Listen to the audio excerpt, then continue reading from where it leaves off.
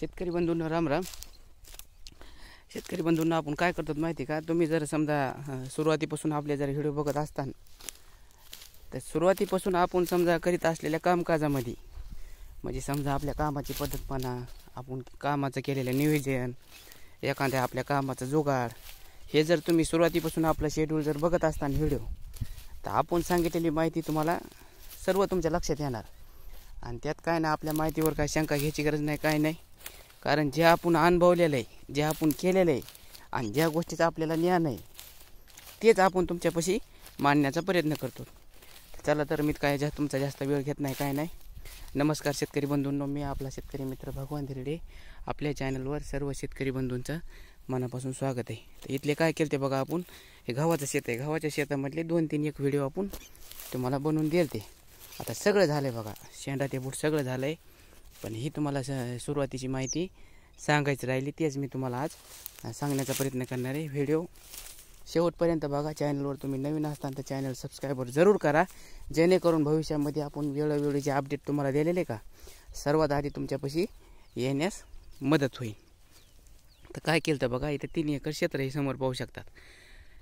पलकड्याकडीला 1 acre आहे, मध्ये 1 acre आहे आणि इकडे 1 एकर आहे. 3 एकर क्षेत्र आहे. 3 एकर क्षेत्रामध्ये आपण गव्हाच्या 3 बॅगी घेतल्या होत्या आणि गव्हाच्या 3 बॅगी घेऊन आपण पुरी जमिनी बटाईने दिली. कारण कशामुळे माहिती का, आपल्यापाशी मनुष्यबळ नाही आणि शेवटी सर्व काम आपल्याला जमतं आहे. पण शेवटी ज्या वेळेस आपल्याला समजा ह्याची कापणी करायची, ह्याची समजा मळणी करायची, त्यावेळेस मजूर भेटत नाही. मजूर भेटला तर आमच्या इकडं गाड्याला रोज आहे 500 रुपये आणि बायाला रोज आहे बघा 200, 250, 300 भेटत नाही. आणि जरी समजा आपण जरी लावलं तर आजकाल का नाही, मजुराची काम करण्याची मानसिकता राहिली नाही. कारण मजुरी वाढली पण काम वाढले का, काम जे पूर्वीचं काम आहे का त्या कामातूनच काम कमी झालं आहे. त्याच्यामुळे आपण डोकं असं लावलं होतं. म्हणजे आता हे जे बटाईदार आहेत का काढण्याचं ह्याचं समजा तेच त्यांच्याकडचं असल्यामुळे ते काळजीनं काम करणार.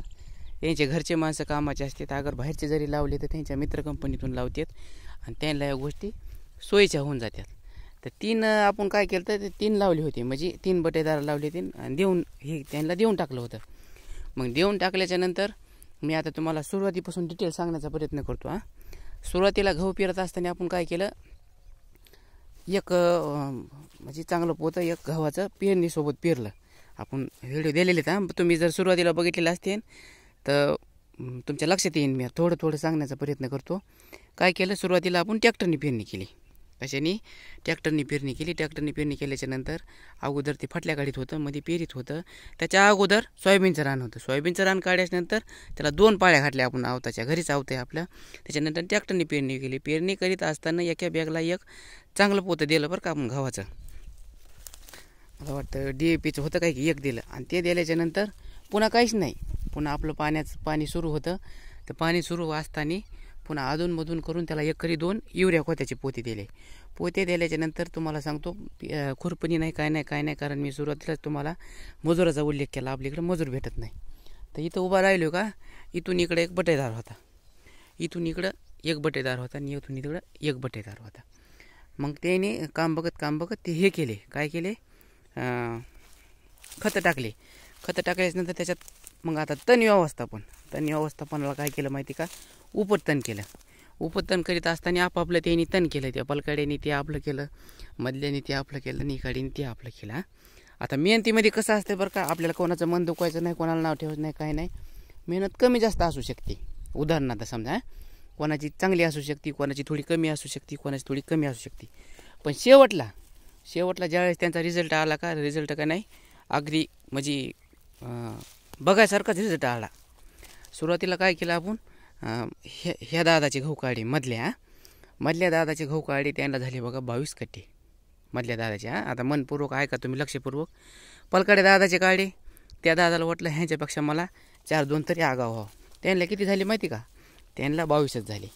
आणि इकड्याकडीचा दादा आहे का, ह्याचं काही नाही, विचार ते आमचा तुकाराम महाराज आहे. जी होतीन ते होतीन चांगलंच आहे, जे नाही झाले ते बी चांगलंच आहे. त्या बी दादाला 22च कट्टे आले. आता ह्या गोष्टीतून एक शिक समजा, म्हणजे काही गोष्टी लक्षात ठेवायसारख्या असतात, शिकायसारख्या असतात. ह्या गोष्टीतून एक शिक मिळाली. आता मेहनतीचा प्रश्न आणि खर्चाचा प्रश्न, किती काही जरी केलं कमी जरी मेहनत केली, जास्त जरी मेहनत केली, तर जे भगवंताला जे ईश्वराला द्यायचं आहे का तेवढंच भेटतं आहे बरं का. ह्याच्यामध्ये एका कट्ट्याचं डिप्रेशन नाही आलं. शेवटी आपण खर्चाचा हिशोब केला, प्रत्येकाच्या वाट्याला 7-7 हजार रुपये खर्च आला. मेहनत ती आपली त्यांनी जशी करायची तशी केली. पेरणी ट्रॅक्टरनीच झाली आणि उपटताना बी हे झालं समजा, कोणाचं आधी झालं कोणाचं मागं झालं, त्यात एक कमी जास्त होऊ शकते बरं का. पण तेच झालं. आता मला सांगायचं आहे, आपण किती जरी खतं टाकले, किती जरी यांना घेतल्या, काही जरी केल्या, तर शेवटी जे उत्पन्न ईश्वराला द्यायचं आहे का तेच उत्पन्न निघणार बरं का. आणि गहू बी म्हणताना काय ह्याच्यात कोणती ढिलाई नव्हती, एकच नंबर गहू होता.